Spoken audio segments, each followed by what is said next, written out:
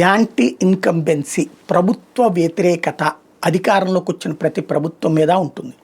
5 ఏళ్లలోనే కొంతమంది మీద వస్తుంది, 10 ఏళ్లలో కొంతమంది మీద వస్తుంది, 15 ఏళ్ళు అయితే వస్తూ ఉంటుంది. బట్ యాంటీ ఇన్కంబెన్సీ ప్రభుత్వం మీద ఉన్న వ్యక్తి మీద ఉండట్లేదు. ఆయనే నరేంద్ర మోడీ.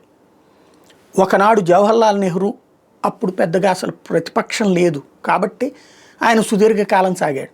ఇందిరాగాంధీ టైంలో ప్రతిపక్షం ఉంది, అణచివేసినందుకు దిగిపోయింది, మళ్ళీ నాటకాలాడి గెలవగలిగింది. నరేంద్ర మోడీ ఎలాంటి నాటకము లేదు. ఇంత బహుళ పార్టీ ప్రజాస్వామ్యం ఇప్పుడు ఇంత కూటములు కట్టున్నటువంటి సందర్భంలో కూడా ఇవాల్టికి కూడా 3 ఆఫ్ ది నేషన్ సర్వే ఇచ్చేటటువంటి సంస్థ ఇండియా టుడే ఆజ్ తక్. ఎవరిదది? యాంటీ మోడీ శక్తులది. మొట్టమొదటి నుండి ప్రభుత్వ వ్యతిరేక శక్తులు వాళ్ళు, తీవ్రమైనటువంటి వ్యతిరేక భావజాలం ఉన్నటువంటి వాళ్ళు, వామపక్ష భావజాలికులు. వాళ్ళ సంస్థ చేసిన సర్వేలోనే మోడీ 52% పైగా ఆదరణతో ఉంటే 25%తోనే ఉండిపోతున్నటువంటి పరిస్థితి రాహుల్. అయితే గతంలో 6%తో పోల్చుకుంటే 25%కి ఎదిగాడు. అది సంతోషపడాలి.